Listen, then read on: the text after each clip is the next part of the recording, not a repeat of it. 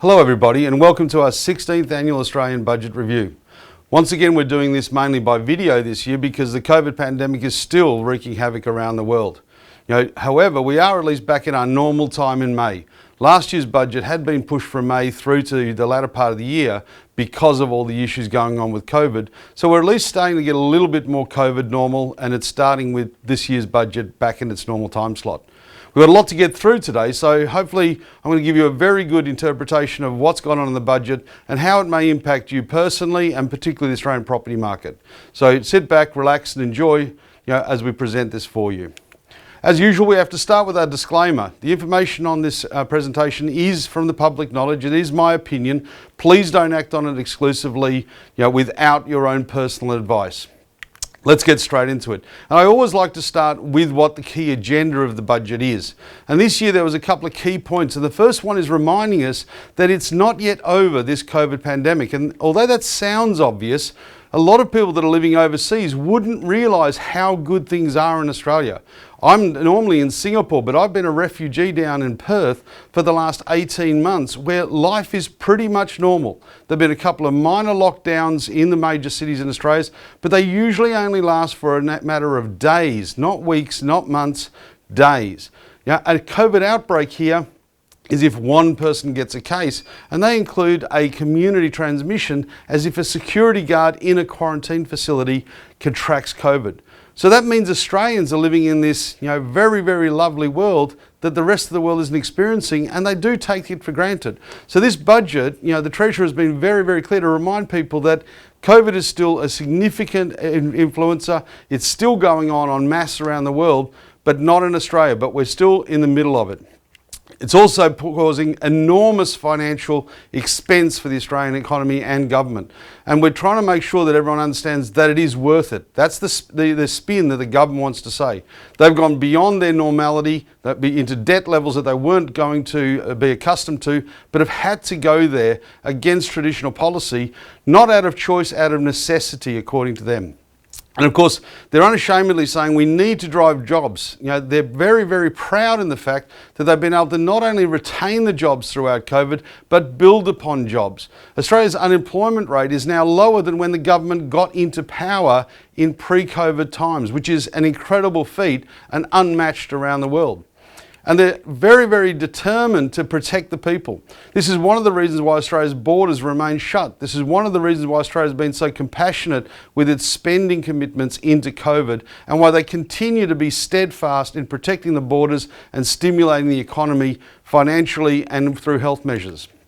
And of course, this budget has a very, very heavy emphasis on the retirement and aged care industry. So it's important that we go and recognise that. It's been a big problem in recent times. A Royal Commission was called, and now we've got measures to rectify the issues that have been identified. And women have been very much front and centre in the last recent time in Australia. It's become a big, big hot potato and been a bit of a political hot potato for the Morrison government. As such, women in this budget are getting a lot of notice, a lot of attention, a lot of activity, and we'll talk about that as we go. The key element here is they want to expand the economy. They're going into large debt, they're expanding the debt. The only way they see that we're going to be able to pay it off in the future is to expand the economy, expand the job creation, and ensure that more people, more activity is what's going to repay that debt in the future and relieve the burden off the individual. As usual, I always like to have my favourite quotes. And this year, my favourite quote from Josh Frydenberg was Team Australia at its best. He's recognising that it's not just a government-led success, it's a countrywide led, person by person, government by government, business by business, everybody pulling together, abiding by the rules of distancing, abiding by the economic stimulus, making everything work as best as possible. I did add an additional quote this year because I've just been listening to all the rhetoric over the budget, so I thought we needed to add in another one. That's one that I remembered from listening to everybody, and that was Oliver Twist. Please, sir, can I have some more? The one thing that amazes me is, as generous as this budget is, which you're about to find out, everybody is still saying, why didn't you give me more? I want more, more. The government should have spent more. It's crazy, but that's the way Australians think. It doesn't matter what the government does, it's just never enough apparently. So we'll talk about that, but just be mindful of that as we go through. Let's start with the numbers. That's always a good place to start.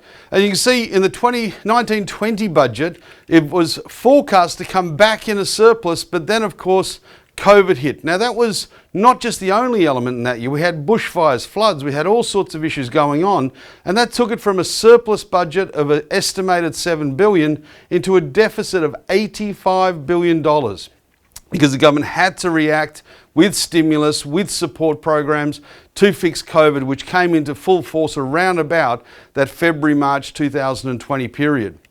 In last year's budget, the government was expecting to go even further into deficit, from an 85 deficit in 20 to a $213 billion deficit. That was the forecast. That was on the back of decreased revenues, increased expenditure, massive support. The numbers have come in, and I'm glad to say that the government was $50 billion under that estimate. They came in with a $160 billion deficit, still horrendously scary, but much, much better than 213. And interestingly, going around the country, no one has said, well done. Now, I would have thought that's a pretty significant achievement, but there's no credit being passed on for that. In doing that, the reason was the revenues were higher than expected. Everyone is saying that's largely because of iron ore, but that's one contributing factor, not the sole. Certainly, the fact that more people are working, paying taxes, that's the big thing. And of course, expenditure was huge, but slightly less than expected. Forecast to be 677, came in at 660. And again, that's largely because of the unemployment benefits and support programs that weren't necessarily to be paid. But we still have the largest single deficit in the history of Australia at $161 billion. It cannot be hidden, it cannot be sidestepped. It's a massive number. But as I mentioned, the government's saying, we had no choice. It was worth it. We'd spend it again and we'll continue to spend. And that's where you can see in next year's budget, we're still moving into a massive 3-digit deficit with a $106 billion forecast shortfall. Unforeseen 5 years ago when we should have been into surpluses. The government, I'm sure, would not like to be in this position, but with a worldwide pandemic, what choice do they have? A $106 billion deficit backing up 161, crazy numbers, necessary numbers, but is it all worth it? Time will tell. In doing so, they're forecasting revenue to drop 3.5%, which is probably conservative.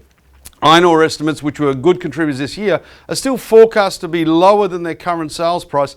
So we should see hopefully a better revenue position next year than not. And this is one of the things that this government has been very good at, coming in better than their budget forecast. They've done it this year. I'm likely that they're going to do it next year as well. Now, expenditure is going to be significant next year. It's going to increase or decrease by 10% on this year's, but still at $588 billion, it's one of the largest spending budgets ever in Australia's history, second only to the current year. Now we can see GDP growth. It had been estimated to come in at at a fall of 1.5% originally, but last year it actually came in at a 1.25 growth. So amazingly, even with the whole pandemic going on, the stimulus and the action the government took ensured that over the year we stayed in positive growth. Now we did go in a technical recession, but that is now technically over. We've moved back into growth and away we go. Next year, the government's forecasting that all this stimulus and activity and economic activity going on will further stimulate the economy and expects a 4% growth before tapering off a little bit after that. But 4% is a huge number for Australia. Whether that's achievable, we'll see next year. But I think that's very, very optimistic, given we've basically flatlined rather than fell significantly during the COVID period.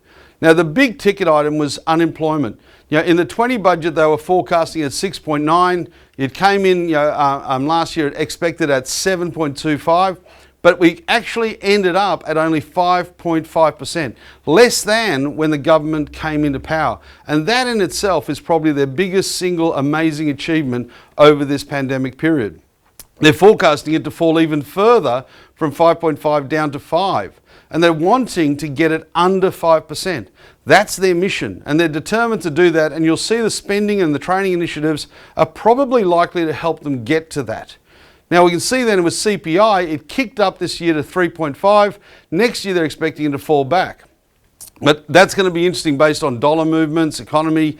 It's going to be very, very hard to value CPI because interest rates are low, house prices are rising, goods are all over the place. It's going to be a very, very fragmented CPI pie in the next few years. But if you've heard me speak before, you know I'm not a big believer in following CPI. I haven't been for a long time. I don't see it as relevant as it used to be as an indicator. But one of the things I will point out is the forward estimates. The government not only is achieving a $50 million better result this year, but they're also lowering their forecast for the future deficits, lowering, from a 112 forecast in 22-23 down to 99, from a $88 billion forecast in 24 down to 79. Now this is important because they're going to be better off because of that. But what is also important is that those original forecasts were largely that high because of expectation of stimulus, but they've been able to bring it back. But what they have done is shifted the focus from stimulus now into support. And you'll see from this budget, there's significant items of support in aged care, in health, in all sorts of industry and initiatives. So we're seeing more and more spending, but we're still seeing those forward budget forecasts in contraction mode. And that's because they're now not having to spend as much money in keeping people afloat, and they can now put more money into real services, real growth opportunities, real growth, job possibilities. We're seeing the debt expected to peak now at $980 billion. Last year's forecast was it was meant to hit $1.1 trillion. So all of those contractions of the budget deficits in the future are saving about $120 billion of debt, which is a significant sum. But the government is obviously very fortunate at the moment that even though these debt levels are at unbelievably high and record levels, the debt cost is just the same as it was when it was a $500 billion national debt. Interest rates are so cheap at the moment, especially if you're a government that gets better rates than you and I, that the cost of borrowing on that almost $1 trillion will be about $17 billion. That's about 1.7% interest rate effective. I think we'd all love it if we could borrow at about that. But the government can. And hence they're saying, look, we don't mind at this point in time being aggressive, being spending, because the cost of that spend is small and the benefit of that spend is large. And that's a very, very critical point to remember. If we have a look at what was expected, the unemployment rate was meant to go up to 7.5 and take a long time to come back, but it actually peaked at a lot lower point, 6s and 7s, and has literally come back to 5.5 almost immediately. And that's well ahead of schedule, well ahead of forecast, and financially massively advantageous to the government. And you can see that debt forecast from last year, expected to go past 40% of GDP almost immediately, is now going to stay pretty close to 40% GDP and maybe even soften off and not get there if things go according to plan and a few things go their way. So very good. Now, was this luck or was this design? Well, you'd have to give the government credit and say it was good planning, good delivery, good programs. I don't think you could claim this as luck when the world is in such a mess everywhere else. Speaking of luck, everyone sort of says, oh, look, Australia's lucky it's an island. That's why it can look after itself. And yes, we have performed better than any other country in the world. But just remember, there's another little island that would have been very easy to close off because it was smaller than us. It was, very contained. And that's the UK. The UK could have done Australian type measures, but they didn't. And look what happened. They were the worst performing of the major economies. Their economy contracted far more than anybody else. But they would have been easier to lock down because all they have is a tube going to Europe. They could have easily shut everything down, but they didn't. They kept the borders open, as did many countries. They didn't provide the stimulus early enough and strong enough, as did many countries. All the things that Australia did were not accidental, they were strategy, and that's why the result has come out so good. You cannot deny that no matter what your political persuasion, economic belief, or financial understanding is. This was no accident, this is genuine design. Having a look at some COVID measures in the budget, There's lots, and they're going to continue on and likely go on for many, many years. There's an additional $1.9 billion for vaccine rollout. We're allegedly behind schedule in Australia, but that's largely because we don't have many cases. So people are quite casual. Everywhere else it's very urgent because the death toll, the case count is huge, but not in Australia. So we're all complaining it's not happening fast enough, but it's hard to get urgency into the general population. But we're hoping that everybody starts taking them up soon. I'll be getting my jab as soon as I can now that I'm over 50. And you can see there's still certain industries that are significantly disadvantaged, airline and tourism in particular. And tourism is one of those funny ones. It is still active. Australians are now not able to go and spend abroad. They're now having to spend locally. And believe it or not, Australians used to spend more in holidays abroad than foreign tourists used to spend in Australia. But the big problem is the type of spend. When the foreigners came to Australia, they did all the attractions, they went to all the rides, they did all the things that were novelty. Australians aren't tending to hop on some of those special things. So we need to change our culture and to make sure our holiday becomes more experiential, because that's what we built and catered for those foreign tourists. And unless we change our way of being a holiday people, we won't have those experiential tourism operators still in existence if it takes too long for those international tourists to come back. We can see that they're supporting universities with more placements. They're supporting English language schools that have been really, really hard hit by not having students come in. We've got additional lending support, all sorts of things. And the quarantine operations, which is a big bone of contention, is getting another $487 million to expand that through Northern Territory. And with a bit of luck, we should see some travel bubbles open. New Zealand's already open. Singapore is on the cards. 2 or 3 other places are being discussed. It's essential that we get those open for trade, for tourism, for expatriates coming back, for the students, etc. The Singapore hub is particularly interesting to me because that's where I live and I'm waiting to get home. But also they're talking about using Singapore as a quarantine destination, where if you want to come to Australia, you could go to Singapore, stay there for 2 weeks to do your quarantine on limited restriction, and then come to Australia without the need to quarantine once again in Australia. That's going to be a major gateway and a major benefit for not just Australia, but also Singapore. So keep a very close eye on that. It's scheduled to be around about July, August. Having said that, we should have a look at how much the government has had to spend overall on COVID initiatives, and that's now a staggering $311 billion. From JobKeeper, JobSeeker, health issues, support programs, business stimulus, business support, you name it, they've done lots. So $300 billion plus has been spent keeping the economy alive, and that seems to be worth it because at this point in time, we've kept COVID safe, we've kept economically safe, we have our freedoms in Australia, and the economy and future is looking very, very bright. So that would have to be considered money well spent, unforeseen, unwanted, but necessary, and value for money would be appropriate. Let's have a look at the tax cuts. This was a big element, and one of the COVID stimulus measures that they did, because they were bringing these tax cuts in anyways, but they brought them forward a couple of years. And so we've now got tax rates that, basically for the starting point, go from 0 to 18,000 tax-free, 18 to 45 now at 19%, 45 to 120 at 32.5%, then 37% bracket at 120 to 180, and the 45 top bracket is income over $180,000 a year.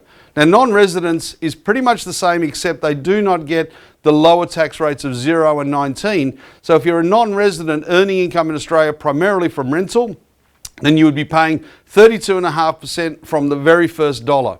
Now you'll see there I've put the proposed tax cuts that are from 1st of July 24, and we're meant to be abolishing the 32 and the 37 cent bracket and moving to a 30 cent flat rate all the way from 45 to 200,000. Now this to me is a very important and positive step, but is a bone of contention between the opposition and the government. Again, the ideology as to why give rich people, wealthy people, a tax break. Well, I don't think 200,000 in Australia is considered to be wealthy at this stage. And the fairness and the stimulation of giving those tax cuts, the consumption power, I think is critical. So hopefully everybody bands together and realises the importance of sharing the burden, sharing the benefit, sharing the spend, and gets these tax cuts through in 2024, if not sooner. And don't be surprised if next year they need more stimulus, we could see this come forward just like we saw the recent tax cut come forward a year or two. That next level could be the battleground, particularly if we're moving towards an election next year. That could be one of the big pictures. If we have a look at other elements in the budget, lots of infrastructure spend, 15.2 billion more dollars being spent, and it's all around Australia. Everyone's getting their share. New South Wales, South Australia and Victoria getting the lion's share, everybody else getting a bit. And this is all for quick projects. This is 30, 40 projects around the place, from large to small, mainly in roads. And I'm not sure what the obsession is with roads. We seem to be going crazy on them, and they cost more and more every year. So I'm not sure this is the right infrastructure spend. Roads is a method, but it seems to be the dominant force. I'd like to see them spread around into dams, electricity, power, all sorts of things. But this is certainly massive money, massive job creation, massive improvement, which is theoretically what you want at a time like now. More road money, again, another $1 billion for local roads, community infrastructure programs, 250 million in that. Another $1 billion for road safety programs. So roads, roads, roads. That's the order of the day with this government, and they've been spending it for ages. And you see they've now added that 15 billion to the previous announcements of 110. So pipeline, $125 billion worth of projects going on, underwent in Australia over the next 3 to 5 years, and the last 3 to 5. Incredible sort of money being spent. Aged care is the big one in this budget. The government called the Royal Commission. It highlighted many, many deficiencies in the level of care, in the quality of care, in the duty of care, and these have been addressed. And we've gone through here with a new $17.7 billion boost over 5 years into the home care industry. Now this is massive new money going in, for better care, better information, better access to everybody. It's huge. And of course, this is in the pandemic, the most fragile group. So these were the most isolated during the COVID shutdowns. These are the ones that have been more nervous about throughout the period, and they haven't been getting the level of care. The government is looking to bring back trust and respect and dignity into your retirement age, and this is the big measure to do it. They're trying to bring in a minimum of 200 minutes contact for everyone in an aged care facility by someone. 80,000 more home care packages are also being offered for people that don't want to go into aged care but would like to have help and assistance to stay in their own homes. There's 33,000 new trainer places coming up for aged care related services. And we're also going to see money going from that 17 billion into the regional areas, and also particularly targeted Indigenous retirees, getting them up to a better standard than are being offered. But most importantly, the government is spending a lot of money also in developing oversight techniques to ensure that not only are these services funded, but they're delivered and delivered well, and that there is complaints, there is ability to check and see how things are going, and more openness and freedom in entitlement, information and ability to change. Women have also been right in the spotlight, and rightfully so. They're looking for gender equality. They don't feel they've got it. Even though we're an advanced society, we're not there yet, and we've still got lots of issues, and particularly when it comes to things like economic safety for women. So in this budget, there's a lot of money going out. Now, it's a big ticket item. $1.9 billion is being spent here, but unfortunately for me, 1.7 is going direct to childcare. So that means 200 million is left for the other initiatives. And I think they're more important. Now, those other initiatives include, emergency accommodation, emergency finances if you've got issues. But there is $998 million going into support family and domestic and sexual violence issues, improving situations, Get the Respect at Work program, which the government was forced to do as a result of some problems they had at Parliament House. And we've also, importantly, seen some family law reform. So all of these combine to give us a more stable environment, hopefully, for women in distress, families in distress, children in distress, and that's important. The care culture in Australia is second to none. This is taking it to a whole nother level of advancement. We're also seeing another 148 million going into women's health issues, mammograms, etc., etc. Lots of money being spent across the country on these things. NDIS is getting an additional $13 billion boost. Now, this is a huge industry. This is one of the great growth drivers in the Australian economy, one of the great job drivers in the Australian economy. You know, the support services that are being offered to anyone with a disability are second to none in the world, and a massive spend, massive fund, massive opportunity for anyone looking for career in that industry. That's something I would focus on. It's going to be highly competitive with the aged care, as a matter of issue, but we'll see what goes on. But the government is overly generous here. I'm grateful of what they're doing. I'm worried about the spending and the controls. There's also a $900 million going into new affordable medicines. You know, the pharmaceutical benefit scheme has been very, very successful under this government. They're expanding it further to ensure that, more, life-saving, life-changing, medicines are available at low cost. And mental health is once more getting an enormous amount of money, $2.3 billion going into mental health in all sorts of areas, from setting up, headspace camps, funding for training, funding for support, funding for telephone calls, you name it, it's getting it. The one thing that I probably think is missing is early intervention at schools to teach child resilience. It's incredible that at a time when Australia is doing the best in the world, has the most freedom, has the most prosperity, our headspace is in the wrong place. It doesn't make sense. There's a disconnect between the luckiness and the wonderfulness of our lives and the way we perceive that. It doesn't seem to be working. We need to get back early and toughen up a bit, build resilience, but then also provide the essential support if people come off the rails. But we should be spending more money stopping it happening rather than fixing it when it does, because in some cases it's too late. It's too hard to fix some of the trauma people have gone through. And we need to be getting very much early intervention in this. And I don't see much of the money going towards that sort of program. We're seeing Defence get another bunch of money, but this is particularly targeted at post career in the defence. We're seeing problems with suicide and veteran services. A Royal Commission has been called. This is going to be a revelation for Australia. They're spending $174 million. Ironically, that's more than some of the additional benefits and services they're providing direct to the the veterans. So again, I would have liked to have seen a little bit of correlation between what we're spending to check and what we're spending to improve, but that no doubt will be a big ticket item in next year's budget once the Royal Commission delivers its findings. Some key tax initiatives. Well, if you're a low income earner or a middle income earner, you're going to get an extension of the $1,080 tax offset. That's a significant benefit to over 10 million Australians, worth $8 billion. So that's no small amount. That's a big shot in the arm of direct consumption money that goes into the economy. They're also maintaining the accelerated write-off on an unlimited basis for another 12 months. So if you're a business, you can basically write off any amount of money you spend on capital items, which is a significant windfall for a business. It's not really a big cost to the government because it's a timing issue. They were giving you the tax deduction anyways. They're just going to give it to you now rather than over a number of years. So it's a very smart and cost-effective way for the government to stimulate the economy with no real cost to itself. It's just a timing issue rather than a physical cost.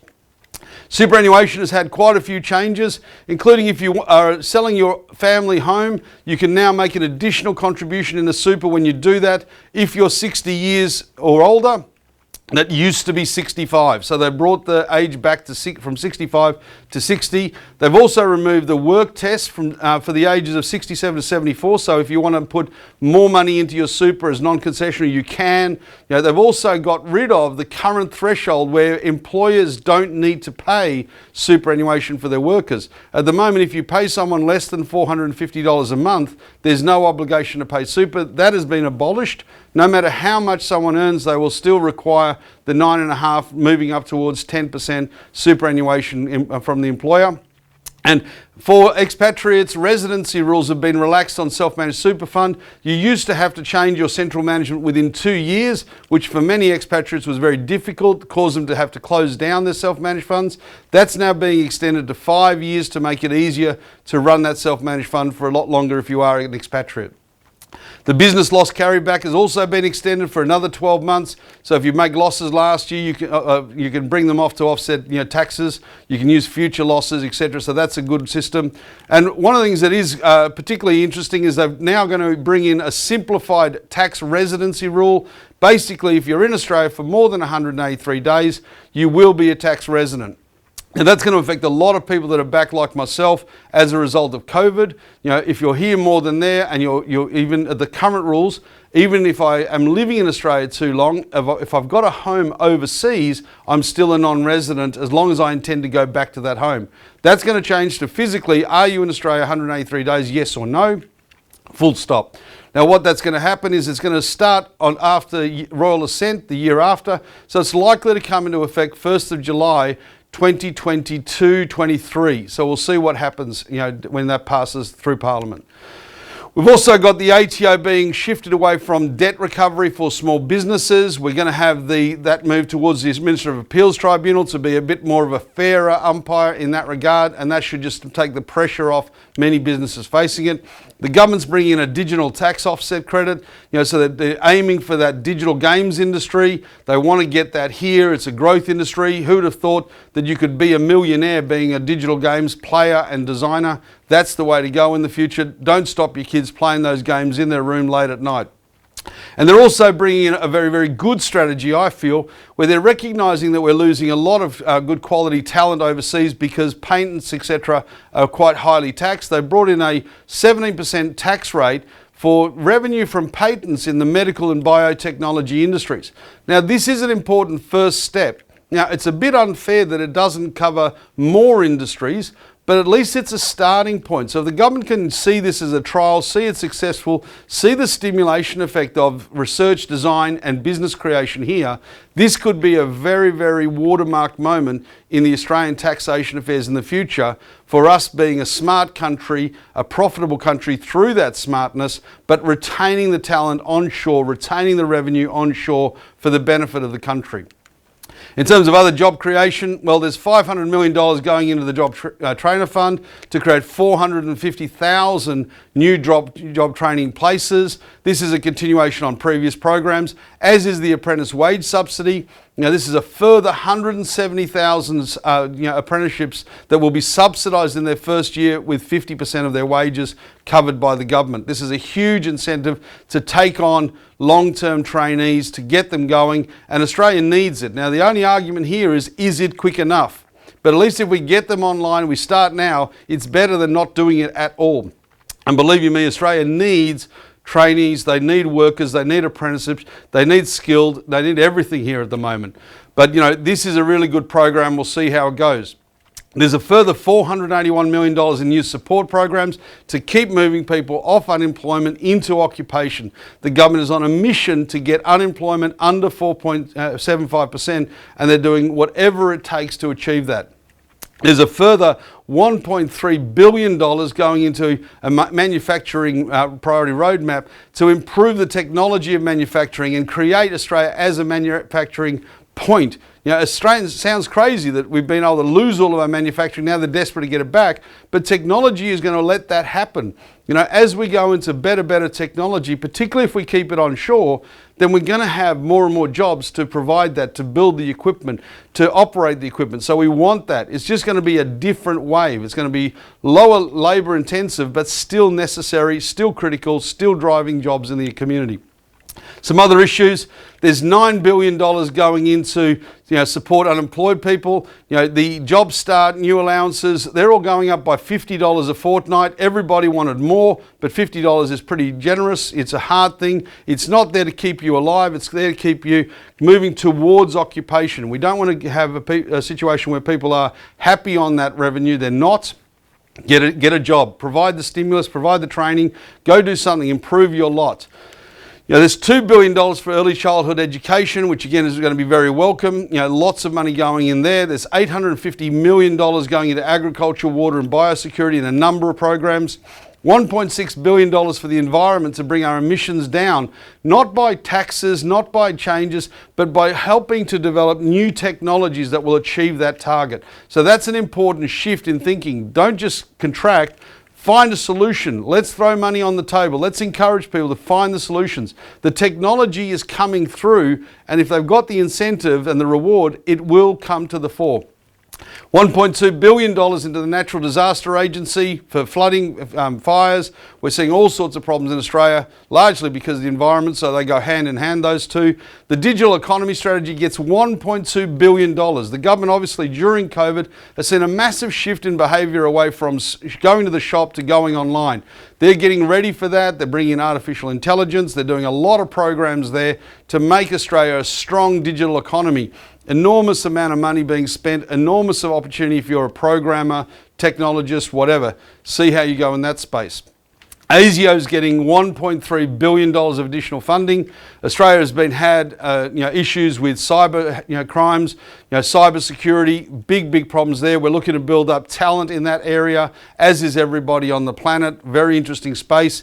Defence is hugely strong. $270 billion over the next 10 years, and it's going to keep getting pride of place, particularly whilst there's some level of tensions with Australia and China. There's concerns over stability in the region. These are going to bring defence spending to the forefront, and expect that to occur. $120 million is going to support Australians living overseas that need help, whether that be for airfares to get back, survival money whilst they're overseas. There is a program there you can get through the Department of Foreign Affairs that will help you with some funding if you need it. In terms of property, not too much here, but enough of a continuation. They've brought in a further 10,000 new spots on the low deposit, home buyer guarantee scheme. So instead of needing a 20% deposit and paying, or paying high insurance costs, the government is going to let you go in there with a 5% deposit and pick up the cost of that insurance and override the guarantee. That's helping heaps of people. It's fully subscribed last year's 10,000. They released another 10,000 spots. Fantastic initiative. They've also brought in a further benefit if you're a single parent to be able to have a similar scheme and just do a 2% deposit. Now, okay, 2% is still a heck of a lot of money if you're a single parent, but if you can rustle it up from anywhere, from your parents, from anything at all, you've got a chance at least. So the government is giving you an opportunity if you can find a way in the door. It still won't be easy, but at least there's a glimmer of hope there. Home Builder, which was a fantastic program, saved the construction industry according to the government. There was an issue there that you had to start construction within 6 months. That's created a massive logjam in the construction industry. And a lot of the people are just physically not able to get their construction started because of that logjam. The government has relieved that pipeline and extended that start date from 6 to 18 months, which means that we can have a calm and sensible building program without everybody in fear of losing their incentives. The first home buyer scheme for superannuation is also been expanded. You can put additional money into your super if you're a first home buyer. That was $30,000. That's been now lifted to $50,000. So you can salary sacrifice, earn some money on it, and hopefully get it back out to pay your deposit. It's not what I consider to be a great scheme, but at least it's an effort, and it's been expanded. So if you are fortunate enough that you can put more money in to your super as a savings option, then this is something that you'd be looking to. If we look at the dollar collapsed basically during COVID, almost down to sub 60 cents against the US. It's come back. Is it fully recovered? I'm not so sure. I think it's back in the range. This is always where I've thought it should be, in that 70 to 75, 75 to 80 cents range. It's sitting up at 75 to 80 at the moment.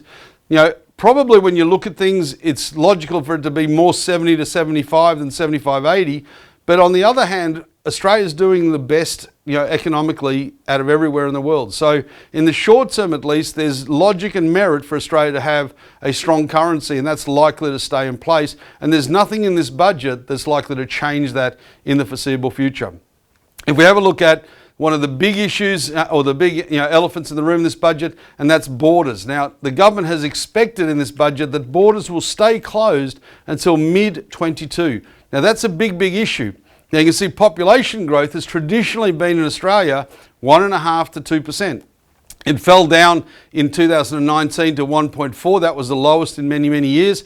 But during COVID, in September 20, it had dropped down to 0.9%. That's the lowest it's been in almost 15, 20 years. So that's largely because the borders were closed. So it's not worrisome in terms of people not wanting to come. It's worrisome in terms of they were told, sorry, you can't come. But this has been one of the biggest economic drivers in Australia for the last 20 odd years. Our population growth of new skilled people is what's driven our economy better than any other economy in the world. And the border staying closed is going to be an issue until they open them, particularly for skilled labour, unskilled labour, to support the economy where jobs in some areas cannot get filled. We've got farmers that can't get their fruit picked. We've got some businesses struggling for any form of assistance. And we're now going to spend terrific sums in aged care and national disability. Where are we going to get the workers to deliver that? We need to bring those in. We need to find ways to achieve that. But to give you a reference point, the reason why they're not too worried about it slowing down for a while is because of COVID. They're happy to keep those borders closed and will leave them closed until it's better. And just to give you some stats, there you go, there's vaccinations. Australia's vaccinated only 10% of the population so far. Relaxed and easy, point of contention, but they're going to accelerate it, but it's still 2.6 million out of 26. But look at the cases. Australia, unbelievably, has only just under 30,000 cases, which includes all of the travellers that have come home and had COVID from their travels, not from Australia.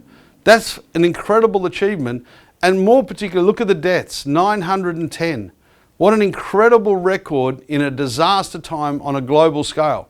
And this is why the government is happy to keep those borders closed. A phenomenal result, not only of life, but of liberty as well. We have our freedom, movement. You can't ask for any more. Now, they're being selfish to some extent in saying you can't come, but they're looking at it for the greater good. They're saying we need that closure to keep the border safe, and we will not open it until we can guarantee that safety, which is interesting. I think we're missing an opportunity in doing that. I think that the big miss in this budget is that they haven't got anything specialised to create a gateway into Australia. There's no reason why we couldn't have gone to all the states, to the federal government, and got a concentrated and singular approach to how we could bring in mass migration and manage it. And that's the real missing ingredient. Now, I'm hopeful we're going to hear something in that space post-budget. But unfortunately, because the federal government funds it, the state governments assume responsibility, everybody's playing the blame game. And I think it's a bit tragic. What we've got to do is say, how are we going to get back the hundreds of thousands of students that would normally come? How do we get back skilled migrants that are necessary to keep this economy going because we're running out of workers? How do we get unskilled workers? Because they're just as important as skilled workers, because some of the tasks aren't as skillful as necessary. So we need people to get to work. Now, we've got a population pool, but we're not getting them to move around enough. We're not getting them to change vocation enough. Now, a lot of the new things in place are trying to make sure that people go for any job rather than special jobs. But I can't see us changing the culture. We need to keep that migration coming, and we should be offering it. Now, the government in this budget did announce that they're going to give extra emphasis to skilled migration, etc. But of course, that's not going to have any impact till they open the borders, because they can't come in yet. So that's a year, 2 years, 3 years away. We've also got still lots of Australian citizens stuck overseas wanting to come back. And many of them are stuck there, sadly, because it's not cost effective to come back. Some of them are stuck there because they can't get back. It's a mixed bag.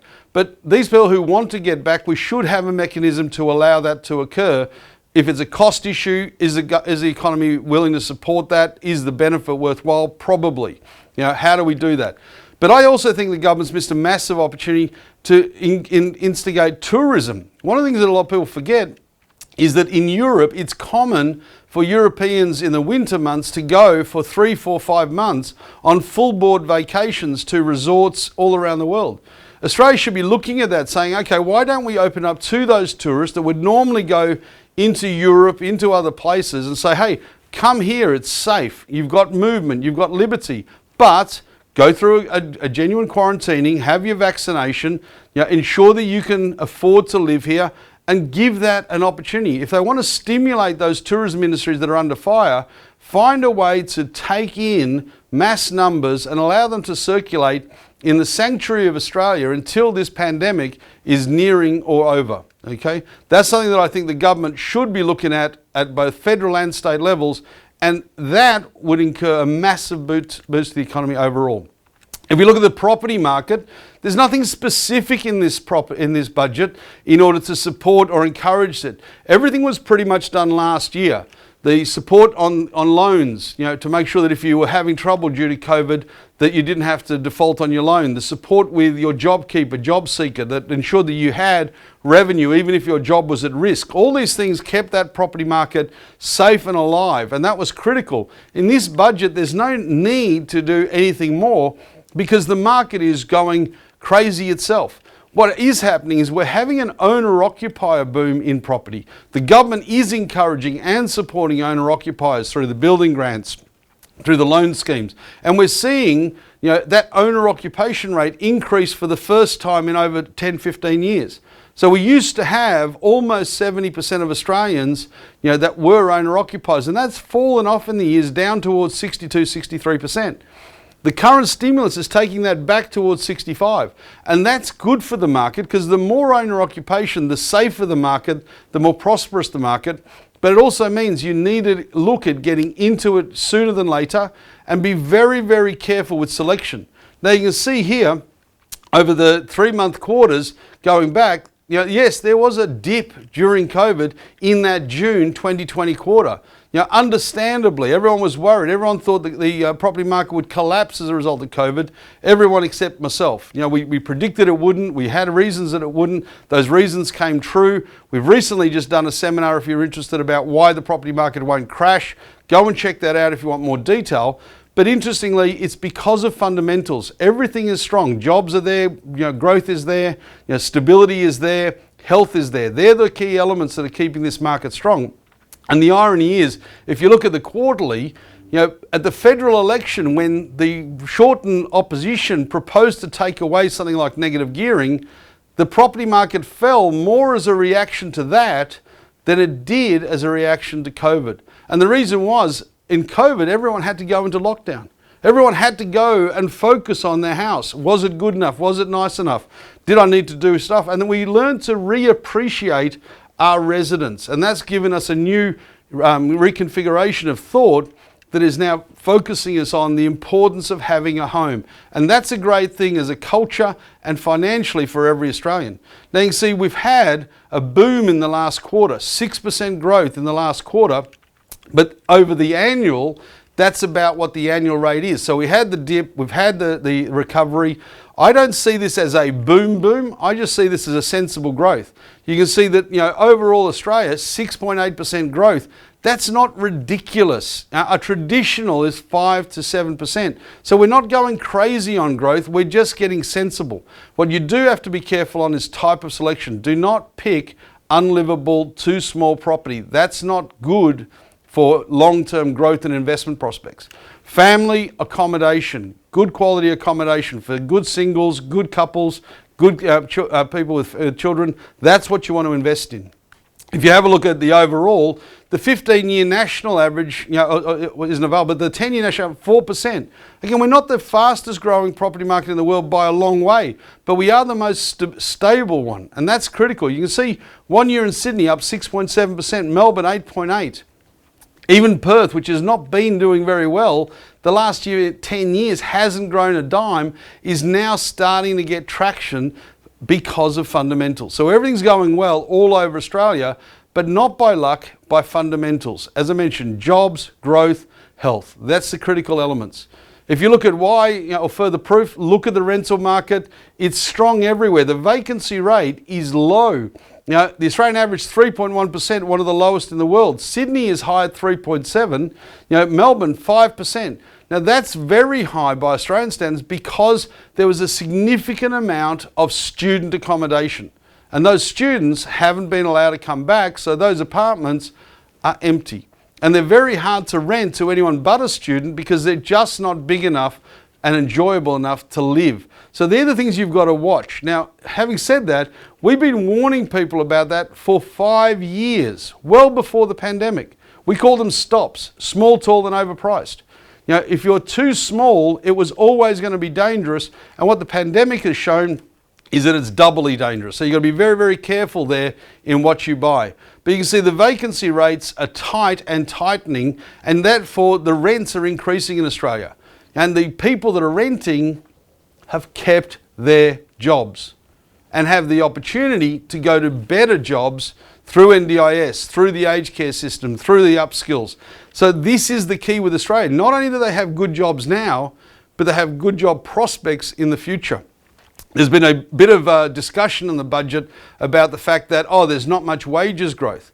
But wages growth isn't as necessary when interest rates are going down to these low levels, and the upskilling opportunity is as great as it is in the modern market. So I'm not so worried about is your current wage going up, but people should be saying, well, if my current wage isn't going up, what other jobs are out there?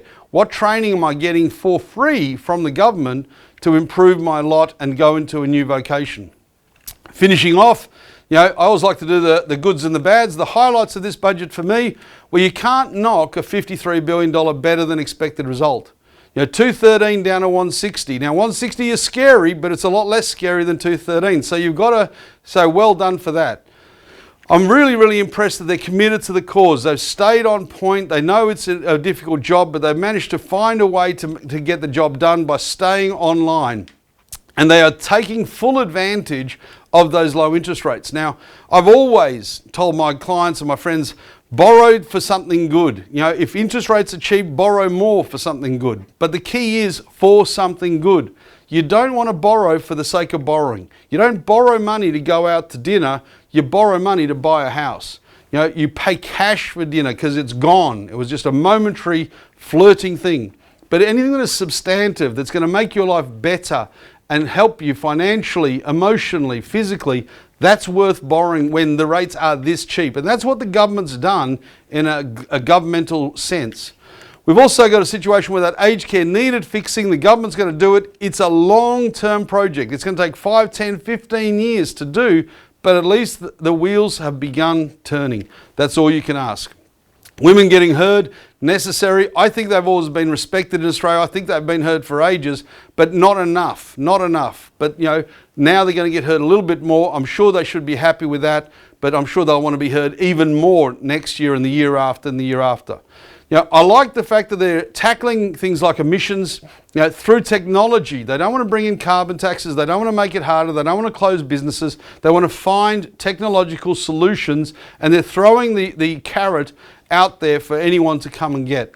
They're also training that workforce that Australia needs for tomorrow now, and this is an ideal time to do it. It would be great if we had the population growing so we could do that, but all the young kids that have been born over the last few years, come on, step forward. A wonderful opportunity awaits you.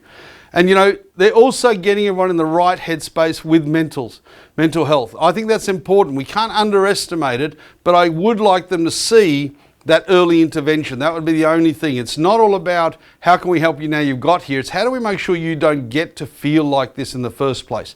That, to me, should be getting equal or more money than the outcome at the end of the day. In terms of lowlights, well, I'm worried that we're seeing so much spending, so big amounts, but are we putting in the necessary controls? Now, it's great with the aged care. They are putting in oversight committees. They are there. So I'm hopeful and trusting that they are there. But I hate to see waste. I hate to see spend for the sake of spend. Let's hope we're getting value for money. That's the key for what we're looking at. And I am worried that they're being too generous. Now, do we have to go that far? Now, I'd probably be alone in Australia because everybody else is saying they're not being generous enough. But I'm concerned that if we build a culture that is all about the government always fixing, then how do you ever get anything done, really? You need to have participation. You need stake money from the players. And things like the aged care, it's a very large and profitable industry. It could absorb some of these shocks, but it's throwing it back on the government. The government is responding. The public will be happy. It's a bit dangerous. As much as I'm happy to build the economy with debt, you've got to be mindful and keep an eye on the future as what rates might do. There's no likelihood of able to be reducing this debt for at least 10 years. So we need to be looking at rates in 10 years' time. It's great that they're cheap now, great that they're cheap in the foreseeable future, but what's the strategy when it turns? You've got a $17 billion interest cost now. That's going to be 25, 35, 40 if rates go against you. So you've got to be very, very mindful. And that's going to take some very good planning and guile and luck on the part of the government. And of course, I really think that the border solution closure is good, but it's the simple option. I think we should have gone further and tackled the hard question and taken that opportunity to find a way to bring in sensible long-term migration, get those students back, rekindle the tourism, and get those workers in that we're necessarily needing right now. We need to find that solution over the next 12 months. Otherwise, we're going to have all sorts of other problems in terms of jobs not being done. And it's not going to help if you're funding things if there's no one to do it. And that's really, really critical, and we'll see how that affects. And the one thing that I was really hoping for, maybe in the budget, maybe at some other level, is clarity on borders. Even though we've got this wonderful world going in Australia, there's still confusion, even for me to go from WA to Queensland, South Australia, New South Wales. I don't know if there's one case, whether I'll be able to get back, be able to go at all, go into quarantine or not. The confusion is hurting the travel industry, it's hurting business, it's hurting people because we can't go and see our friends, family, etc.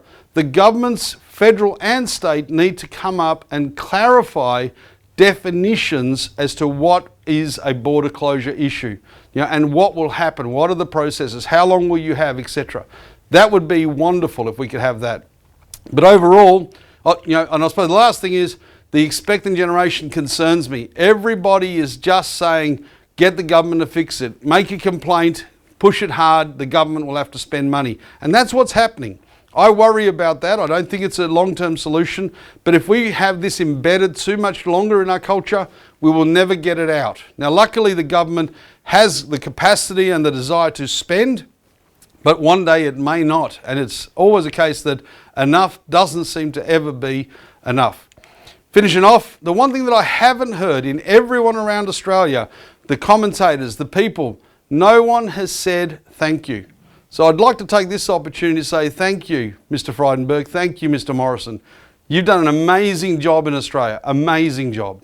You should be proud of yourselves, and people should be more grateful than they're currently showing. So you should reach out and say thank you too. Finishing off, I'm giving this budget 9 out of 10. You might recall last year was 7.5 out of 10. It was 7.5 because I thought they went too big too far on things like JobKeeper, JobSeeker. One of the good things I did like in this budget is they didn't extend some of those programs, and it hasn't hurt the economy. So I think they held their nerve. They said, look, we've provided enough. It's now up to us all to make these things happen. Let's go to growth initiatives rather than support initiatives. And that was the right call. 50 billion less spend, the right amount of stimulus in the right areas, fixing up the problems. It's hard to knock this budget, so I'm giving it a 9 out of 10. I hope you enjoyed that presentation. I'll be interested to see what your mark was, and I look forward to someday seeing you wherever you may be, in or out of Australia, in person for a budget seminar in the distant future. Thanks for joining us. We'll see you soon.